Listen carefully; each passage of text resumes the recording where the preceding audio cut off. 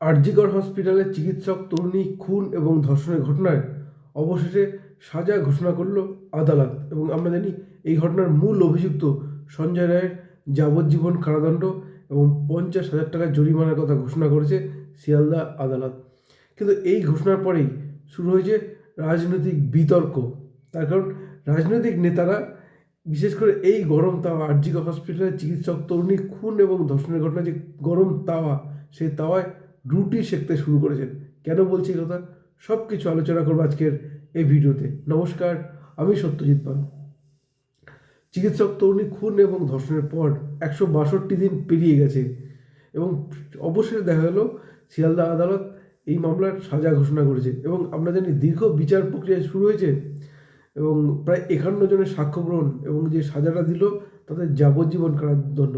এবং তাই নিয়ে বিতর্ক শুরু হয়েছে রাজনৈতিক বিভিন্ন স্তরের মানুষ। একদিকে যেমন প্রথমে আসে নির্যাতিতার পরিবারের কথা, যে বাবা মা আদর করে তাদের সন্তানের নাম রেখেছিলেন, গত কয়েক মাসে নিজের সন্তানের নামটাও পর্যন্ত মুখে আনতে পারছে না কেউ কেউ তাকে বলছেন অভয়া, কেউ বলছেন তিলোত্তমা।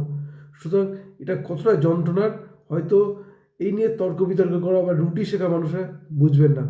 তার কারণ এই যে নির্যাতিতার বাবা মা চেয়েছিলেন নিজের মেয়ের আদর করে যেমন নাম রেখেছিলেন, চেয়েছিলেন তাদের মেয়ে চিকিৎসক হোক, আর সেই মেয়েকে এক এক গুচ্ছ, শুধু একজন বলো না, বেশ কয়েকজন দুষ্কৃতীর হাতে ধর্ষণ এবং খুন হতে হলো। এবং তাই নিয়ে শুরু হয়েছে রাজনৈতিক বিতর্ক।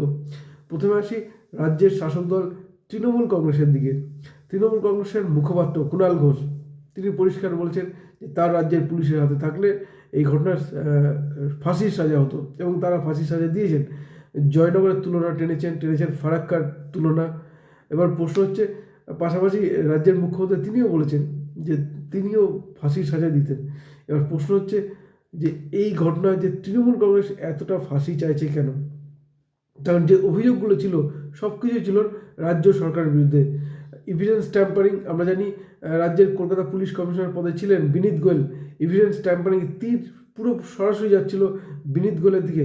এবং এই সন্দীপ ঘোষ, যিনি আরজিকর হসপিটালের প্রাক্তন অধ্যক্ষ, তিনি যখন ইস্তফা দেন, তার যে প্রাইজ পোস্টিং তাই নিয়ে একটা বিতর্ক রয়েছে। তার কারণ আমরা জানি ইস্তফা দেওয়ার পরেই তাকে ন্যাশনাল মেডিকেলে প্রাইজ পোস্টিং দেওয়া হয়। ফলে এখানেও কিন্তু প্রশ্নটা এসেই যায়। এবং এই ঘটনার পোস্টমর্টেম উপযুক্ত নিয়ম মেনে হয়নি এবং পোস্টমর্টেমের পর তড়িঘড়ি দেহ দাহ করে দেওয়া, যেখানে প্রায় দুটো দেহ থাকা সত্ত্বেও সেগুলোকে ওভারটেক করে তাদের দাহ করা এবং সেখানে রাজ্যের শাসক দলের এক নেতার ইনভলভমেন্ট, এই প্রশ্নটা কিন্তু বারবার তুলে দেয়। অর্থাৎ এই নিয়ে সরাসরি তীর কিন্তু রাজ্য সরকারের বিরুদ্ধে এবং এর থেকে কিন্তু শাসক দল কোনো মতেই বেরিয়ে আসতে পারবে না। প্রশ্ন বারবার থেকেই যাবে। এবং আরজিকর হসপিটাল যে ভাঙচুরের ঘটনা গত 14ই আগস্ট রাত্রে, এবং সেখানে কিন্তু অভিযোগ কিন্তু শাসক দলের বিরুদ্ধে, বা শাসক দলের অঙ্গুলি হেলনে না হলে কলকাতা পুলিশ কি এতটা সুযোগ দিত? কারণ বিগত কয়েক বছর আমরা যদি দেখি, রাজ্যের বিরোধী দল পুলিশের হাতে বারবার আক্রান্ত। এটা বিরোধীরাই বলেন যে পুলিশ তাদের মিটিং মিছিলে অংশগ্রহণ করতে দেয় না, মিটিং মিছিলে অনুমতি দেন না, এই কথা কিন্তু বারবার এসে। তো সেইখানে দাঁড়িয়ে কিছু ছেলে এসে আরজিকর হসপিটালে ওইভাবে ভাঙচুর করলো। বিশেষ জুনিয়র চিকিৎসক যারা আন্দোলনটা করছেন তারা আন্দোলনের স্টেজ ভাঙচুর করলো, আর পুলিশ কিচ্ছু করতে পারলো না। এবং ঘটনা ঘটে যাওয়ার পরে বিনীত গোয়েল সেখানে নিন্দা করলেন, স্টেটমেন্ট দিলেন। ফলে এই ঘটনার কিন্তু অভিযোগের তীর সরাসরি রাজ্য সরকারের বিরুদ্ধে। আর রাজ্য সরকার এদিক থেকে মুখ ঢাকতে কি ফাঁসিটা বারবার চেয়েছিল? এই প্রশ্ন কিন্তু থেকেই যাবে। অন্যদিকে যদি দেখি, রাজ্যের বিরোধী দলনেতা শুভেন্দু অধিকারী তিনি একই মত পোষণ করেছেন যে তিনিও এই ঘটনার এই সাজায় তিনি খুশি নন অনেকেই। তার কারণ এই ঘটনার সঙ্গে আরও কিছু মানুষের যে ইনভলভমেন্ট, এটা কিন্তু বারবার সামনে এসেছে।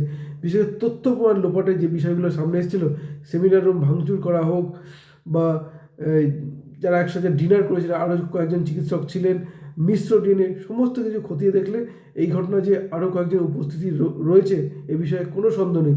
এমনকি নির্যাতিতার দেখে যে 24টি আঘাতের চিহ্ন রয়েছে এবং তা নিয়ে কিন্তু এই প্রশ্নটা কিন্তু তুলে দেয়। ফলে খুশি না, এই কথা কিন্তু এই মত পোষণ করেছেন। অন্যদিকে কংগ্রেস নেতা অধীর চৌধুরী, তার বার্তাও স্পষ্ট এবং তিনি এও বলেছেন যে বিচারটা হয়তো তিনি নিজেই করেন। রাজ্যের মুখ্যমন্ত্রীর দিকে তীর ছুঁড়েছেন যে তিনি থাকলে ফাঁসির সাজা দিতেন। তো সুতরাং এই নিয়ে রাজনৈতিক বিতর্ক কিন্তু প্রবল হয়ে শুরু হয়েছে। কিন্তু সবচেয়ে বড় প্রশ্ন যে শুধুমাত্র ফাঁসি দিলে কি এই ঘটনা মিটে যাবে? কারণ এই ঘটনা বা আরজিকর হসপিটালে হোক বা আমরা জানি জয়নগর হোক, ফারাক্কা হোক, যে ঘটনা, হাঁসখালি হোক, যে ঘটনাগুলো ঘটেছে ধর্ষণে, এই ঘটনা তো কমছে না। অপরাজিতা বিল এনেছে রাজ্য সরকার, আমরা জানি সেই বিল এখনও অনুমোদন হয়নি, কিন্তু এই বিলে ধর্ষকদের ফাঁসির সাজার কথা বলেছে। সঠিক আইনের প্রয়োজন, অত্যন্ত প্রয়োজন। আইন থাকুক, কিন্তু এই যে এভিডেন্স ট্যাম্পারিংয়ের বিষয়গুলো যদি চলে আসে শাসক দল ঘনিষ্ঠ হওয়ার জন্য, সন্দীপ ঘোষের ক্ষেত্রে কেন আসছিল এভিডেন্স ট্যাম্পারিংয়ের বিষয়টা, কেন আসছিল? আমরা জানি রাজ্যের যিনি টালা থানার ওসি, তাকে যখন সুপ্রিম কোর্ট ডেকে পাঠায়, তিনি বেশ কয়েকটি নার্সিংহোমে চেষ্টা করেছেন ভর্তি হয়ে যাওয়ার, অসুস্থতার ভান করে, এবং সেখানে তিনি তাকে যখন 4-5টি নার্সিংহোমে যখন ঘুরে বেড়াচ্ছিলেন, ভর্তি হতে পারছিলেন না, তাকে ভর্তি নিচ্ছিল না তিনি সুস্থ বলে। তারপরে কী হয়েছিল? রাজ্যের মুখ্যমন্ত্রী স্বাস্থ্য সচিবকে জিজ্ঞেস করছেন তার বিরুদ্ধে ব্যবস্থা নেওয়ার, এই হাসপাতালগুলো কেন তাকে ভর্তি নেয়নি। সুতরাং ইঙ্গিত কিন্তু স্পষ্ট, রাজ্য সরকার নিজেদের বাঁচানোর জন্য যে এই মামলার বিশেষ করে সঞ্জয় রায়ের ফাঁসির দাবি করেছে, এ বিষয়ে কোনো সন্দেহ নেই। কারণ রাজ্যের সরকারের বিরুদ্ধে পুরো তীরটা, পুরো অভিযোগটা কিন্তু রাজ্য সরকারের বিরুদ্ধে। সেখানে বিনীত গোয়েল থাক, সন্দীপ ঘোষ থাক, বা টালা থানা ওসি অভিজিৎ মণ্ডল থাক, বা আরও কিছু কিছু চিকিৎসকরা থাক, তারা প্রত্যেকে যে রাজ্য সরকারের, রাজ্যের শাসক দলে অত্যন্ত ঘনিষ্ঠ বা সরকারের খুব কাছে। এই কারণেই কি এভিডেন্স ট্যাম্পারিংয়ের চেষ্টা করা হয়েছিল, এবং এই কারণেই কি এই ঘটনার মূল অভিযুক্ত সঞ্জয় রায়ের ফাঁসির দাবি করা হচ্ছিল? এই প্রশ্নটা কিন্তু থেকে যাবে। এই প্রশ্ন রাখলাম আমরাও। কী বলবেন আপনারা? আপনাদের মতামত জানাতে পারেন কমেন্ট বক্সে। ধন্যবাদ, ভালো থাকবেন সবাই।